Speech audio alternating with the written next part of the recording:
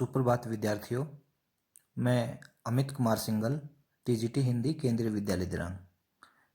विद्यार्थियों, आज हम क्षितिज भाग 1 में कक्षा 9 चौथा पाठ है सांवले सपनों की याद, जो कि जाबिर हुसैन द्वारा लिखा गया है। ये एक संस्मरणात्मक शैली में लिखा गया है, ये डायरी शैली में लिखा गया है, संस्मरण है ये। और यहाँ सांवले सपनों की याद में सालिम अली की याद में ये पाठ लिखा गया है। सालिम अली एक पक्षी वैज्ञानिक हैं, तो किस तरह वो पक्षी वैज्ञानिक बने, इसका वर्णन उनके मित्र जाबिर हुसैन ने इस पाठ में वर्णन किया है। तो सबसे पहले हम सांवले सपनों की याद को के पाठ के लेखक जाबिर हुसैन हैं, उनका जीवन परिचय पढ़ेंगे और उसके बाद इस पाठ को पढ़ते हैं। तो चलिए देखते हैं। जाबिर हुसैन का जन्म 1945 में गांव नौनही, राजगीर, जिला नालंदा, बिहार में हुआ था। कहाँ? ये बिहार के हैं। कौन? जाबिर हुसैन। जाबिर हुसैन कौन है? पाठ के लेखक हैं सांवले सपनों की याद। और उनका जन्म कब हुआ? 1947 में, यानी स्वतंत्रता के 2 वर्ष पहले। कहाँ के हैं? बिहार के नौनही, राजगीर है, वहाँ हुआ है। और जिला कौन सा है? नालंदा। एक नालंदा विश्वविद्यालय भी है बिहार में। वे अंग्रेजी भाषा एवं साहित्य के प्राध्यापक रहे हैं, लेक्चरर रहे हैं अंग्रेजी के। सक्रिय राजनीति में भाग लेते हुए 1977 में मुंगेर से बिहार विधानसभा के सदस्य निर्वाचित हुए। ये एमएलए भी रह चुके हैं। कब? 1977 में मुंगेर से बिहार विधानसभा के सदस्य निर्वाचित हुए और मंत्री बने। सन 1995 में बिहार विधान परिषद के सभापति बने। एक विधानसभा होती है और एक विधान परिषद होती है। ये विधान परिषद है जो 5 राज्यों में है। जम्मू कश्मीर में है, बिहार में है, उत्तर प्रदेश में है, कर्नाटक में है और महाराष्ट्र में है। तो इनमें ये विधान परिषदें हैं। तो जन्म 1945 में और मृत्यु 1995 में, मतलब 50 साल तक ये जिंदा रहे थे सभापति महोदय जाबिर हुसैन। जाबिर हुसैन हिंदी, उर्दू तथा अंग्रेजी तीनों भाषाओं में समान अधिकार के साथ लेखन करते रहे।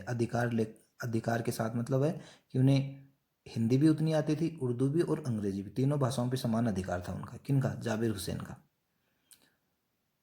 उनकी रचनाओं में जो आगे हैं: डोला बीबी का मजार, अतीत का चेहरा, लोगाम,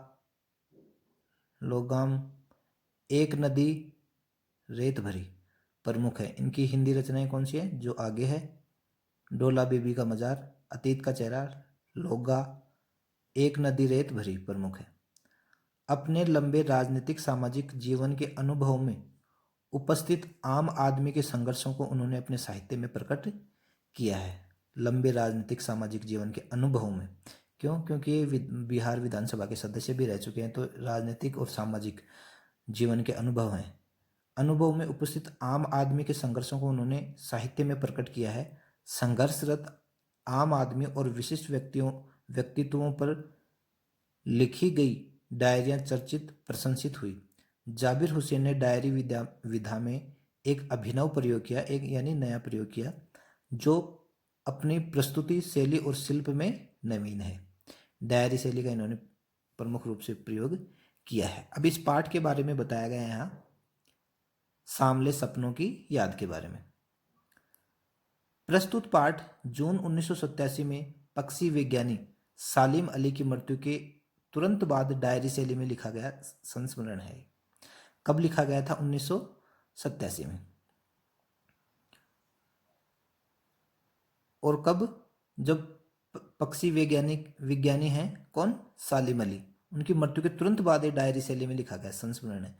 यहाँ संस्मरण स्मरण से बना है, यानी जो बातें हमारी मेमोरी में, हमारी स्मृति में संचित रह जाती हैं, सुरक्षित रह जाती हैं, यहाँ से ये शब्द लिया जाएगा संस्मरण।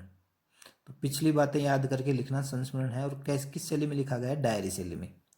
सालिम अली की मृत्यु से उत्पन्न दुख और अवसाद को लेखक ने सांवले सपनों के रूप में, सांवले सपनों की याद के रूप में व्यक्त किया है।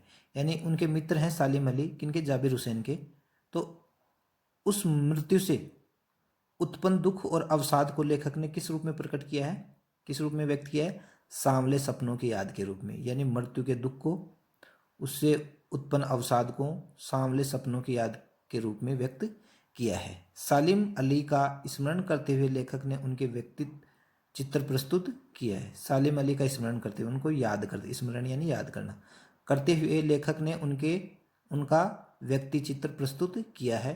यहाँ भाषा की रवानी और अभिव्यक्ति की शैली दिल को छूती है, यानी वो हमें प्रभावित करती है। क्या? भाषा शैली। किनकी? जाबिर हुसैन की। अब चलिए पाठ के बारे में हम देखते हैं।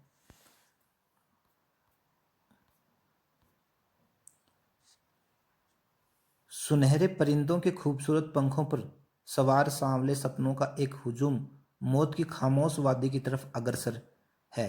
कोई रोक टोक सके कहाँ संभव है। सुनहरे, सुंदर लगने वाले परिंदे यानी पक्षी के खूबसूरत पंखों पर सवार सांवले सपनों का हुजूम, हुजूम होता है भीड़ सी, हुजूम मौत की खामोशी, खामोशी यानी चुपचाप, वादी, वादियाँ होती हैं, अग्रसर यानी आगे बढ़ना।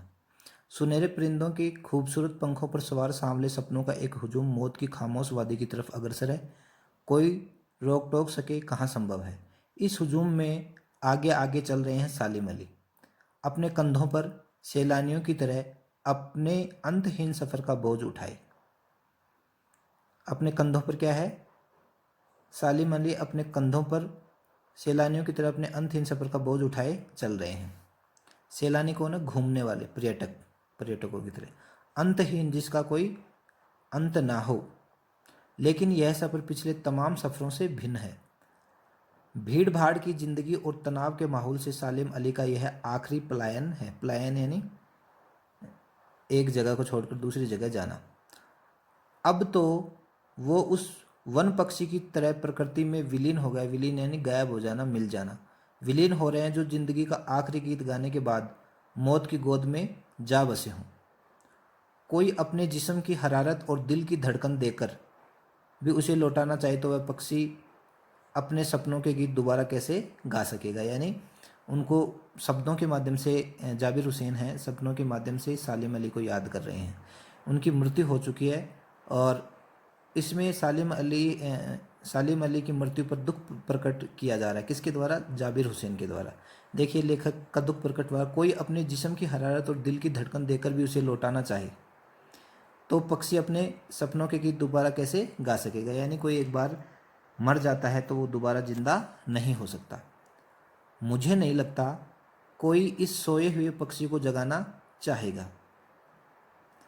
सोए हुए पक्षी कौन है? सालिम अली को ही पक्षी के रूप में बताया गया है। वर्षों पूर्व खुद सालिम अली ने कहा था, वर्षों पूर्व यानी बहुत साल पहले, लोग पक्षियों को आदमी की नज़र से देखना चाहते हैं। लोग पक्षियों को आदमी की नज़र से देखना चाहते हैं, यह उनकी भूल है। ठीक उसी तरह जैसे जंगलों और पहाड़ों, झरनों और आबशारों को वे प्रकृति की नज़र से नहीं, आदमी की नज़र से देखने को उत्सुक हैं।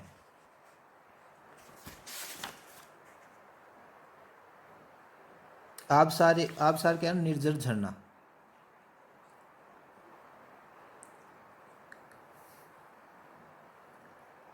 ठीक उसी तरह जंगलों, पहाड़ों, झरनों और आबशारों को प्रकृति की नज़र से नहीं, आदमी की नज़र से देखने को उत्सुक रहते हैं। लोग क्या करते हैं? जंगलों, पहाड़ों, झरनों, आबशारों को प्रकृति की नज़र से नहीं देखते, आदमी की नज़र से देखते हैं। जबकि उन्हें कैसे देखना चाहिए? प्रकृति की नज़र से देखना चाहिए।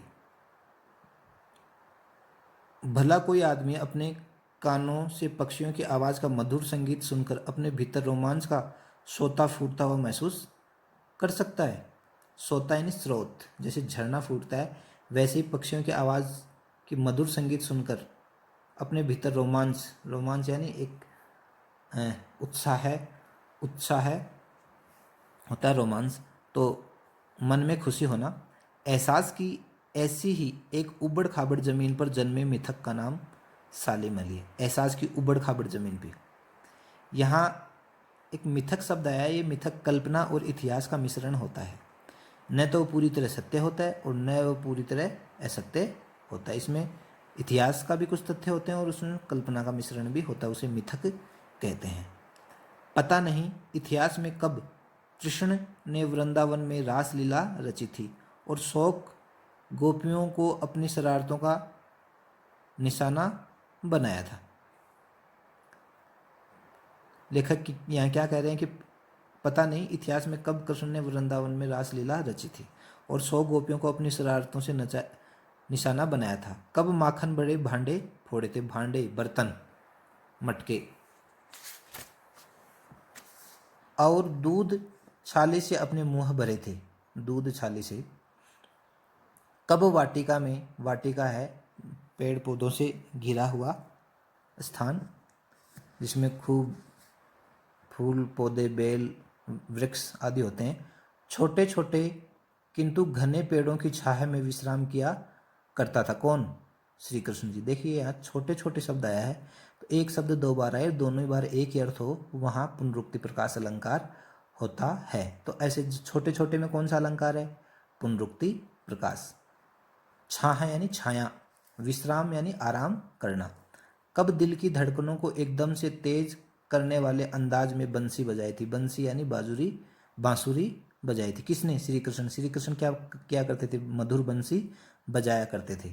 पता नहीं कब वृंदावन की पूरी दुनिया संगीत में हो गई थी, वृंदावन में रहते थे। पता नहीं यह सब कब हुआ था, लेकिन कोई आज भी वृंदावन जाए तो नदी का सांवला पानी उसे पूरी घटनाक्रम को याद दिला देगा। देखिए श्री कृष्ण ने पता नहीं कब वृंदावन में रासलीला रचाई थी, कब गोपियों को शरारतों का निशान बनाया था, कब माखन के भांडे फोड़े थे, और कब दूध पिया था, कब वाटिका में छोटे छोटे किंतु घने पेड़ों की छाया में विश्राम किया होगा, और कब दिल की धड़कनों को एकदम तेज करने वाले अंदाज में बंसी बजाई होगी, और कब वृंदावन की पूरी दुनिया को संगीत में बना दिया था, ये पता नहीं है।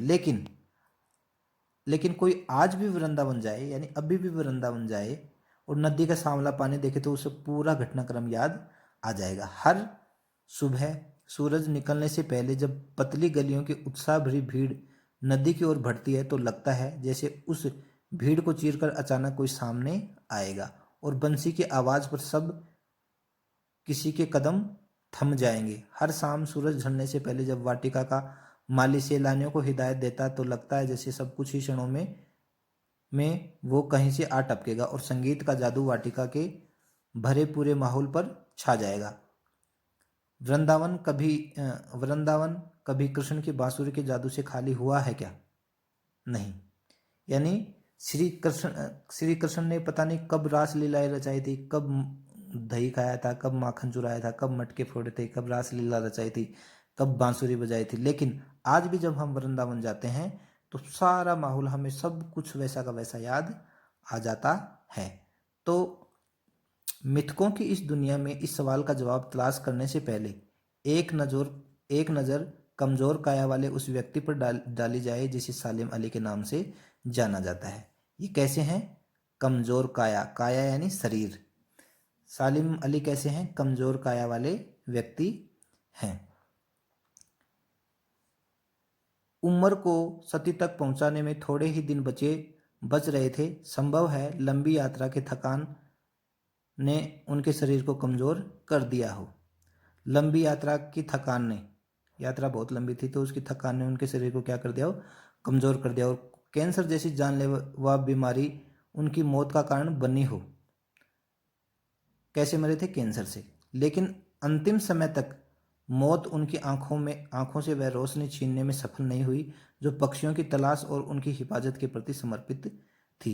यानी मौत का भय नहीं था, वो मौत से डरे नहीं, खूब घूमते थे, यायावर प्रवृत्ति के थे और उन्हें कभी मृत्यु का भय नहीं हुआ। यानी मौत कभी भी उनकी आंखों से वह रोशनी छीनने में सफल नहीं हुई जो पक्षियों की तलाश में और उनकी हिफाजत यानी रक्षा के प्रति समर्पित रही। सालिम अली हैं, वो पक्षियों की तलाश में रहते थे और उनकी हिफाजत यानी रक्षा के प्रति समर्पित रहते थे। सालिम अली की आंखों पर चढ़ी दूरबीन उनकी मौत के बाद ही उतरी थी। यानी वो हमेशा बर्ड वॉचर थे। दूरबीन से क्या देखते थे? दूरबीन से पक्षियों को देखते थे, उनको निहारते थे और उनकी हिफाजत करते थे। और वो दूरबीन कब उतरी? उनकी मौत के बाद ही। तो विद्यार्थियों, आज इतना ही, और शेष अगले वीडियो में पाठ को हम पढ़ेंगे। आशा है कि आपको ये पाठ समझ में आ रहा होगा। आप समय का सदुपयोग कीजिए और वीडियो को बार बार देखिए और पाठ को समझने की कोशिश कीजिए। धन्यवाद।